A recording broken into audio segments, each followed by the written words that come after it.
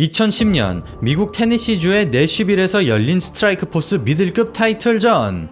경기 이후 인터뷰 도중 한눈에 봐도 남달라 보이는 사내가 쉴즈의 마이크를 가로채는데요. 바로 격투계의 악당이자 컨셉이 아닌 실제 도라이 제이슨 밀러.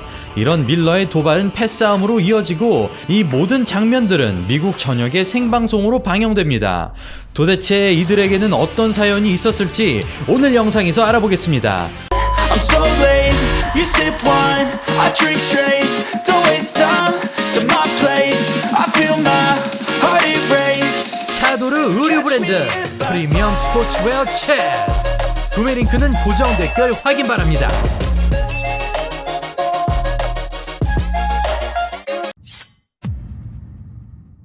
세계 MMA 역사상 가장 지루하게 싸우는 파이터는 단연 제이크 쉴즈입니다. 생김새부터 싸움과는 거리가 크게 멀어 보이는 그는 디아즈 형제의 소속팀인 세자르 그레이시 주짓수의 멤버이며 무려 데미안 마이야를 그래플링으로 꺾어버린 선수이죠. 종합격투기계에 무수히 많은 것이 그래플러이지만 쉴즈는 확실히 남들과 다른 부분이 있는데요. 그거는 바로 웬만해서는 피니쉬를 노리지 않는다는 겁니다.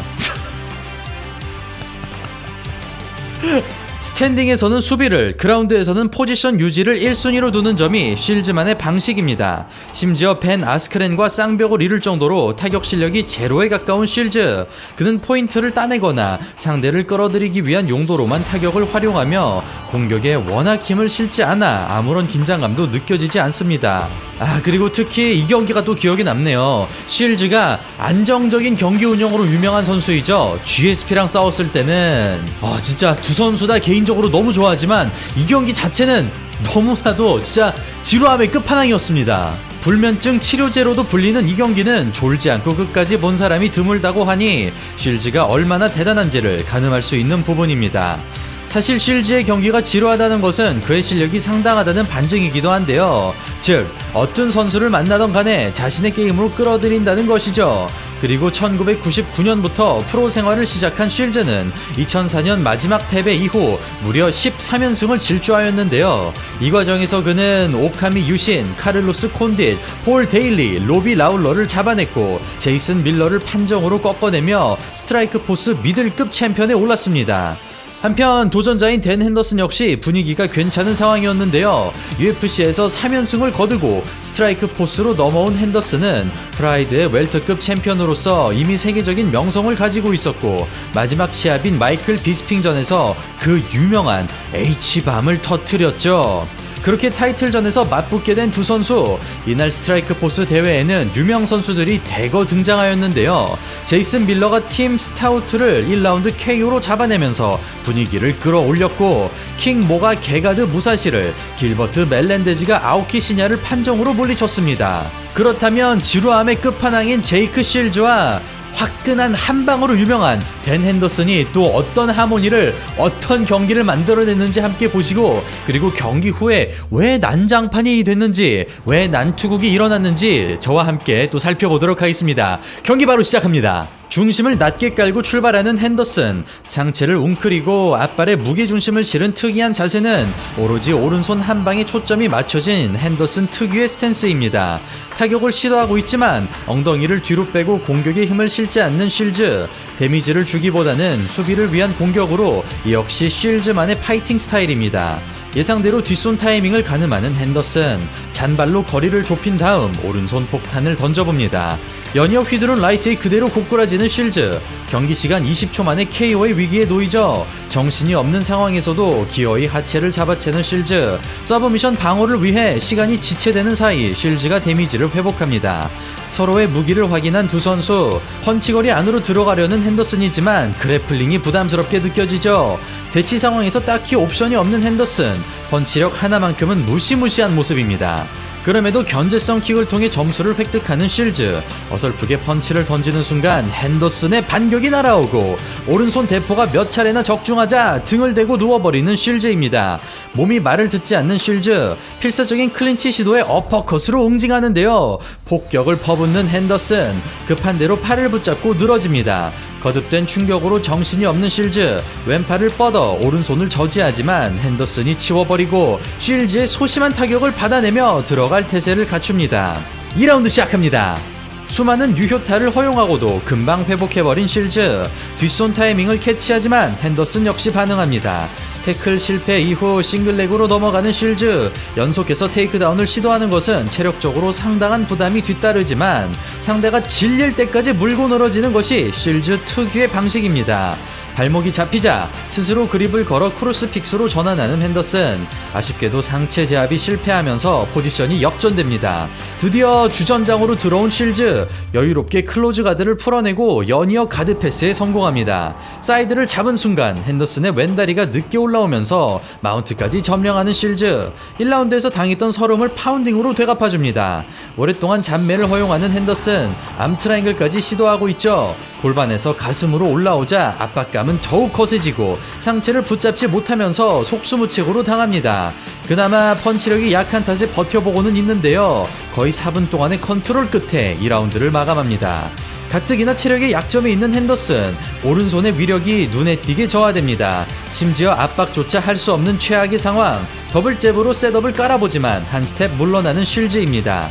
여전히 데미지 욕심을 버린 채로 거리 유지에만 집중하는 실즈, 느린 타격 동작에 비해 잽 태클은 너무나 빠른 모습인데요. 미는 힘을 활용하여 그대로 당겨버리는 실즈, 오른발을 살린 핸더슨, 훌륭한 스크램블링을 보여줍니다. 그러나 체력이 돌아오지 않으면서 주도권을 빼앗겨버린 핸더슨, 실즈의 이상한 타격에도 제대로 반응하지 못하고 다시 한번 싱글렉을 허용하면서 핸더슨의 위기가 계속됩니다. 침착하게 다리부터 죽여주며 그라운드로 묶어놓는 실즈, 2라운드 연속으로 그라운드 지옥이 시작됩니다. 핸더슨의 다리가 풀린 순간 하체를 세우고 골반을 미는 발을 역이용하는 실즈, 매끄러운 그라운드 움직임에 다리를 묶는 정석적인 방어조차 통하지 않죠. 이번에도 마운트까지 욕심을 내보는 실즈, 니온벨리가 실패로 돌아가지만 결국에는 가드 패스에 성공합니다. 굳이 피니쉬를 노리지 않고 집요하게 괴롭혀주는 실즈, 상황과 관계없이 일정 템포를 유지하는 점이 실즈만의 매력이죠. 이어지는 4라운드입니다. 묵직한 스윙으로 시작하는 핸더슨, 승리를 위해서는 이번 라운드는 무조건 가져와야 하는데요. 다행히도 체력 상태가 조금은 나아진 듯한 핸더슨, 앞손으로 거리를 좁힌 다음 뒷손을 크게 던지는 단조로운 패턴이지만 상대하는 입장에서는 부담스러울 수밖에 없습니다. 그러자 망설임 없이 레슬링을 선택하는 실즈, 싱글렉에서 더블렉으로 연결하지만 체력이 돌아온 만큼 호락호락하게 당해주지 않습니다. 그럼에도 하나밖에 없는 패턴 때문에 자꾸만 타이밍이 읽혀버리는 핸더슨, 발을 세우지 못하도록 잡아채는 실즈, 집요하게 물건으로지는 실즈와 레슬링식으로 뒤집으려는 움직임이 부딪히면서 어딘가 아크로바틱한 모양새가 만들어집니다. 그립을 푸는 순간 다리부터 제압하는 실즈, 무리해서 일어나려는 핸더슨의 선택이 테이크다운이 되어 돌아옵니다. 갈 길이 바쁜 상황에서 또다시 시작되는 그라운드, 페이스 투 페이스에서 핸더슨의 그립이 완전치 않고 리버스 하프 가드에서 락다운으로 버텨보지만 땀 때문에 미끄러지듯 풀립니다. 케이지까지 몰린 탓에 빠져나갈 공간이 없는 핸더슨, 그라운드로 끌려가기만 하면 벗어날 방법이 보이지 않는데요. 한쪽 다리를 눌러주고 반대 다리를 지나가 버리는 실즈, 서브미션과 파운딩으로 쉬지 않고 위협하며 경기를 일방적으로 끌고 갑니다. 마지막 5라운드입니다. 이제는 한방 KO밖에 남지 않은 핸더슨인데요. 과연 역전에 성공할 수 있을까요? 그러나 마지막 남은 무기마저도 별다른 위력이 없습니다. 1라운드부터 5라운드까지 움직임에 변함이 없는 실즈, 상대의 뒷손만 주시하며 거리 유지에 집중합니다. 레프트 훅으로 크게 들어오는 핸더슨, 라이트 타이밍을 정확하게 읽어내고 밑으로 파고듭니다. 매달린 머리 방향으로 순간 치고 들어가는 태클, 집요하게 따라붙으며 더블랙 그립을 완성하죠. 결국에는 뽑아내는 실즈, 다리 그립마저 너무나 쉽게 풀려버리는 핸더슨, 왼다리를 올려봐도 패스 방어에 전혀 도움이 안됩니다. 상황이 이렇게 되자 전의를 상실한 듯한 핸더슨, 욕심을 내볼 만한 상황이지만 느린 페이스는 변함이 없습니다. 세계 최고의 지루한 파이터라는 명성답게 아무런 살기가 없는 실즈, 보다 못한 메카시의 주심이 개입해봐도 조금 더 흐트러지지 않습니다. 브릿지를 쳐보지만 힘이 따라주지 않은 핸더슨, 올림픽 레슬러인 그로서는 꽤나 굴욕적인 순간입니다. 이상하게 암 트라이앵글 시도 역시 아무런 긴장감이 느껴지지 않는데요. 피니쉬를 배제하는 대신 탈출만큼은 절대로 허용하지 않습니다. 마지막 힘을 짜내 발버둥을 쳐보지만 스윕에 실패하는 핸더슨. 결국 만장일치 판정으로 쉴즈가 승리를 가져갑니다. 간략하게 경기를 복귀해보자면 핸더슨의 단조로운 이 원 패턴이 스스로 발목을 잡는 그런 상황이 되었습니다. 1라운드 초반 많은 체력을 쏟아낸 핸더슨이 피니쉬를 가져오지 못하면서 고질적인 체력 문제가 발생했고, 무조건적으로 뒷손에만 의존하는 단순한 전략 때문에 테이크다운 성공률이 높지 않은 쉴즈가 타이밍을 읽을 수 있었죠. 주무기가 주짓수인 쉴즈는 체력이 빠진 핸더슨에게 아무런 어려움 없이 가드 패스를 성공하였는데요. 2라운드부터 확실하게 승기를 잡은 쉴즈가 끝까지 체력 안배에 초점을 맞추는 모습에서 그가 왜 지루한 파이터로 악명이 높은지를 알 수 있던 부분이었습니다.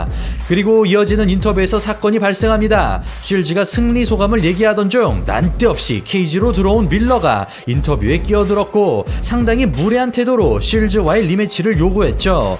그리고 이때 화가 난 길버트 멜렌데즈가 제이슨 밀러를 힘껏 밀어버리는데요. 연이어 디아즈 형제를 포함한 세자르 그레이시 팀원들이 모두 달려들기 시작하고 심판진과 핸더슨의 코너 측이 난동을 말리기 위해 뛰어듭니다. 제이슨 밀러에게 구타를 퍼붓는 선수들과 이를 말리려는 사람들이 뒤엉키며 아수라장이 되어버린 케이지. 이 사태는 CBS라는 대형 채널을 통해 생중계되었고, 이 사건은 내슈빌 패싸움 사건으로 또 불리게 되었습니다. 다행히도 크게 다친 사람은 없었지만 이번 사태로 가장 큰 피해를 받은 것은 바로 스트라이크 포스였는데요. 예상치 못한 폭력 사태로 엄청나게 피해를 본 CBS는 기존에 있던 스트라이크 포스와의 방송 계약의 분량을 반으로 줄여버리게 되었습니다. 어쨌거나 이 사건을 계기로 제이슨 밀러와 세자르 그레이시 팀의 관계는 급속도로 악화됩니다. 특히 밀러가 세자르 팀의 주장격인 닉 디아즈와의 대결을 요청하는가 하면 기회가 닿을 때마다 디아즈를 공개적으로 저격했죠. 하지만 아쉽게도 두 선수의 대결은 끝끝내 성사되지 못했는데요. 닉 디아즈는 웰터급이나 미들급에서 붙기를 원했지만 제이슨 밀러가 더욱 무거운 계약 체중을 요구하면서 난관에 부딪혔고, 이 와중에 제이슨 밀러가 개인적인 사건 사고를 끊임없이 일으키면서 은퇴를 선언할 때까지 성사되지 못했습니다. 그럼에도 두 선수의 빅매치는 아직 희망이 남아있죠. 제이슨 밀러의 경우 2016년이 마지막 경기이고 닉 디아즈는 2021년에 깜짝 복귀하기는 했지만 평소에 운동을 전혀 하지 않고 나왔기 때문에 두 선수의 현재 조건이 매우 비슷하다고 볼 수 있습니다. 심지어 3살 차이밖에 나지 않는 두 사람은 아직까지도 신경전을 펼치고 있는데요. 제이슨 밀러는 만약 닉 디아즈와의 시합이 성사된다면 언제까지 복귀할 생각이 있으며 스탠딩이건 그라운드건 무조건 이길 것이라고 호언장담했습니다. 참고로 두 선수의 시합은 한때는 전세계 격투기 팬들이 보고 싶은 시합 1순위로 꼽히기도 했었는데요.